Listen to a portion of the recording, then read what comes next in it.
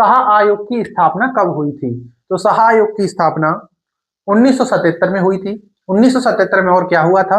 तो 1977 में गैर कांग्रेसी प्रधानमंत्री बने थे जिनका नाम था मोरारजी देसाई। मोरारजी देसाई। तो मोरारजी देसाई कौन बने थे? भारत के प्रथम गैर कांग्रेसी प्रधानमंत्री बने थे। कौन बने थे? मोरारजी देसाई। तो कौन बने थे वो? पहले गैर कांग्रेसी प्रधानमंत्री।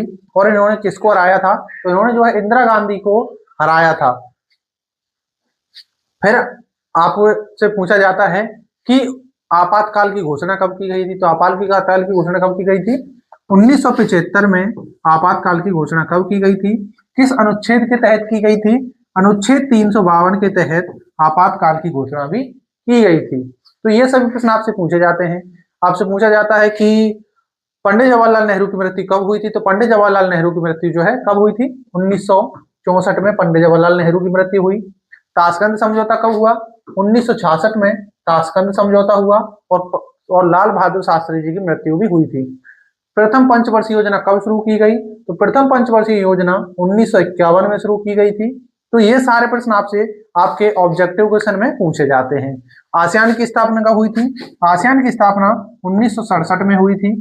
ये भी आपको याद रखना है। यूरोपीय संघ की स्थापना कब हुई? यूरोपीय संघ की स्थापना 1992 में हुई। सोवियत संघ का विघटन कब हुआ? 1991 में हुआ था। कब हुआ था? 1991 में। सोवियत संघ का विघटन 25 दिसंबर 1991 को हुआ। और सोवियत संघ का गठन कब हुआ था? यानी कि उसमें बोल्शेविक क्रांति हुई थी। तो 15 राज्यों को यानी कि 15 देशों को मिलाकर 1917 में सोवियत संघ बनाया गया। और आप जानते हैं शीत युद्ध कब शुरू हुआ? यानी कि कोल्ड वॉर कब शुरू हुआ था? 1945 में शुरू हुआ था। किन किन दो महाशक्तियों के बीच में हुआ? तो संयुक्त राज्य अमेरिका और सोवियत संघ के बीच में क्या हुआ था? शीत युद्ध शुरू हुआ था। और आप जानते हैं कि 1945 ईस्वी में ही द्वितीय विश्व युद्ध भी समाप्त हुआ था, जिसमें आप जानते हैं कि अमेरिका ने जापान के दो शहर हिरोशिमा और नागासाकी पर 2 परमाणु बम गिराए। एक का नाम था लिटिल बॉय और एक का नाम था फैट मैन। तो ये सारे प्रश्न आपसे आपकी परीक्षाओं में ऑब्जेक्टिव क्वेश्चन में भी पूछे जाते हैं। और जो आपके परमाणु बम के अभी हमने नाम बताए थे वो जो आपसे सब्जेक्टिव क्वेश्चन में यानी कि 2 नंबर में पूछे गए थे। तो ये सारे प्रश्न आपको आपकी परीक्षाओं में पूछे जाते हैं।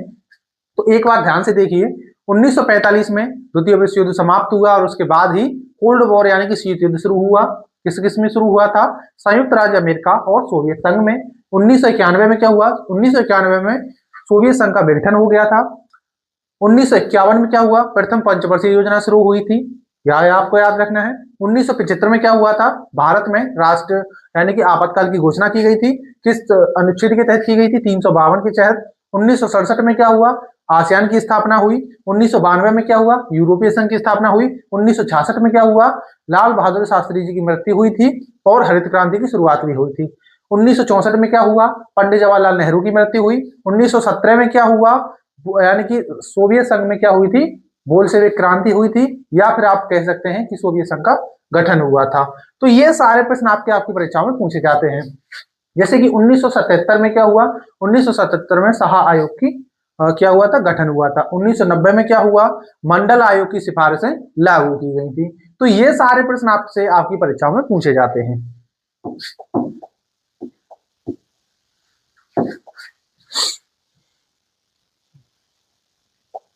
फिर आता है दक्षिण पूर्व एशियाई राष्ट्रों के संगठन यानी कि आसियान की स्थापना कब हुई थी? तो अभी हमने आपको बताया था कि आसियान की स्थापना 1967 में हुई थी।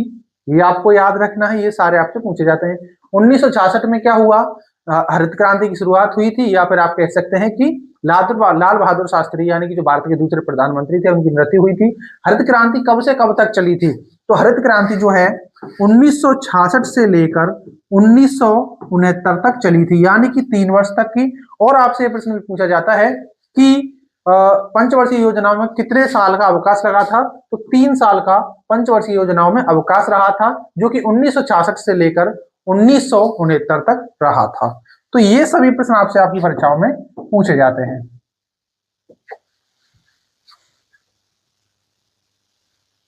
फिर आता है श्रीलंका में बहुसंख्यक वर्ग कौन सा था? तमिल, ईसाई, सिंहली या मुस्लिम? तो इसमें हमारा राइट आंसर है ऑप्शन सी, सिंहली समुदाय जो है श्रीलंका में बहुसंख्यक समुदाय था जो कि तमिलों से लड़ता रहता था। और ये इनमें जो है जाति संघर्ष भी होते थे, यानी कि एक सिंहली समुदाय था, एक था तमिल समुदाय। तो इनमें जो है क्या होते थे, संघर्ष हुआ करते थे। श्रीलंका आजाद कब हुआ था? तो श्रीलंका आजाद हुआ था 1948 में। ये भी आपको याद रखना है। श्रीलंका कब आजाद हुआ? 1948 में। भारत कब आजाद हुआ? 1947 में हुआ था। ये आपको याद रखना है। कब हुआ था? 15 अगस्त 1947 को। पाकिस्तान का हुआ 14 अगस्त 1947 को। तो ये सभी प्रश्न आपसे आपकी परीक्षाओं में पूछे जाते हैं ऑब्जेक्टिव क्वेश्चन में।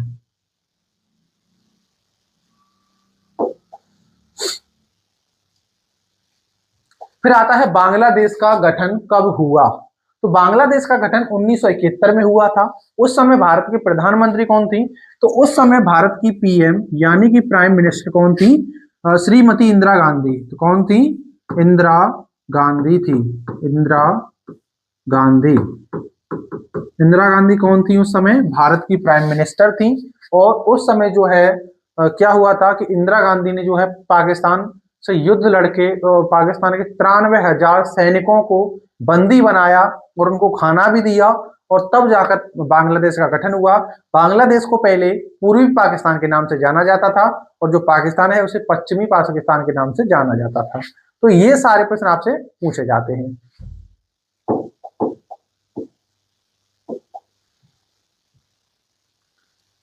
फिर आपसे एक प्रश्न पूछा जाता है कि वर्ल्ड सोशल फोरम की चौथी बैठक 2004 में कहां पर हुई थी? तो वर्ल्ड सोशल फोरम की चौथी बैठक 2004 में मुंबई में हुई थी। मुंबई कहाँ है? मुंबई क्या है? महाराष्ट्र की राजधानी है, और ये कहाँ पड़ती है? भारत में ही पड़ती है, ये आपको याद रखना है। न्यूयॉर्क क्या है? न्यूयॉर्क जो है अमेरिका का एक शहर है। ये सारे प्रश्न आपसे आपकी परीक्षाओं में पूछे जाते हैं। फिर आता है संपूर्ण क्रांति के जनक कौन थे?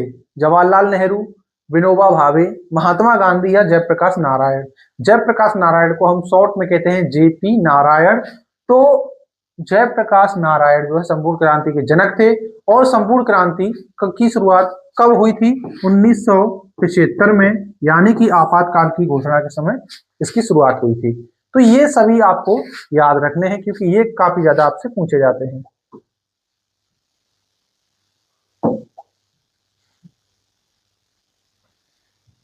फिर आपसे पूछा जाता है कि राज्य पुनर्गठन अधिनियम के आधार पर 1956 में कितने राज्य बनाए गए थे? तो राज्य पुनर्गठन अधिनियम के आधार पर भारत में 14 राज्यों का निर्माण किया गया था। आपसे एक प्रश्न पूछा जाता है कि भारत में सबसे पहले भाषा के आधार पर बनने वाला राज्य कौन सा है? तो वो है आंध्र प्रदेश। कौन सा है? आंध्र प्रदेश। आंध्र प्रदेश जो है भारत में सबसे पहले भाषा के आधार पर बनने वाला पहला राज्य है। तो ये आपको याद रखना है। और कब बना था ये जो है? तो ये बना था 1953 में। कब बना था? 1953 में ये जो है पहला भाषा के आधार पर अलग होने वाला राज्य था। तो ये सभी प्रश्न आपसे उसमें पूछे जाते हैं।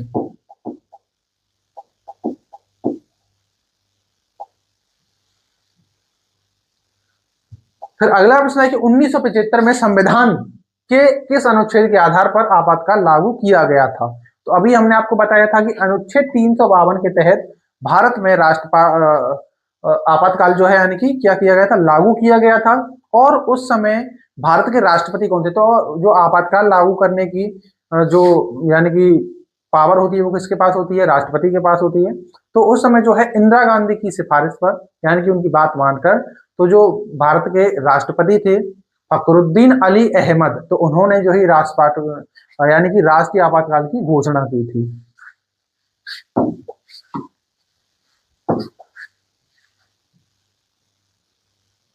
अब आता है 1984 में ऑपरेशन ब्लू स्टार किस राज्य में चलाया गया था? तो सबसे पहले तो आप ये समझिए कि ऑपरेशन ब्लू स्टार था क्या।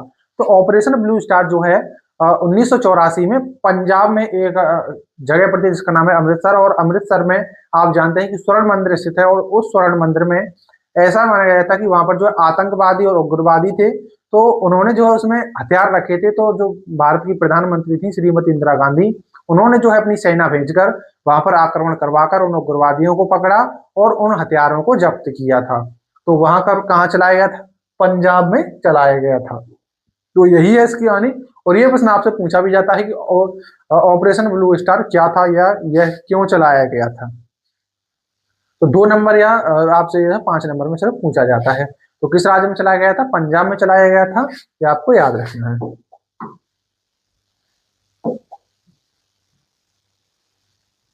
अब हमारा अगला प्रश्न आता है कि जवाहरलाल नेहरू की मृत्यु के समय कांग्रेस के अध्यक्ष कौन थे।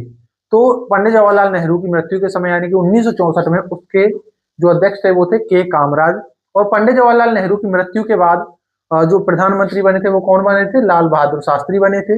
लेकिन 2 साल के बाद 1966 में लाल बहादुर शास्त्री की मृत्यु भी हो जाती है। और जवाहरलाल नेहरू की मृत्यु कब हुई थी, 1964 में जवाहरलाल नेहरू की मृत्यु हुई थी। मोरारजी देसाई भारत के प्रधानमंत्री कब बने थे, 1977 में मोरारजी देसाई जो है भारत के प्रधानमंत्री बने थे। तो ये सारे प्रश्न आपसे ऑब्जेक्टिव क्वेश्चन में पूछे जाते हैं और आपको उम्मीद है कि अच्छे से समझ में भी आ रहा होगा। और इसी प्रकार आपको ये याद करने हैं और लिखने भी हैं। आप जानते हैं कि आप जो बच्चा ऑब्जेक्टिव क्वेश्चन अच्छे से करके आता है अपने बोर्ड एग्जाम में उसी को अच्छे नंबर मिलते हैं। यदि आपका भी सपना है 95+ नंबर लाने का तो आपको अच्छे से पढ़ना पड़ेगा। ये जो सारी चीजें हम बता रहे हैं आपको वो याद करनी पड़ेंगी, तभी जाके आपको पूरे नंबर मिलते हैं।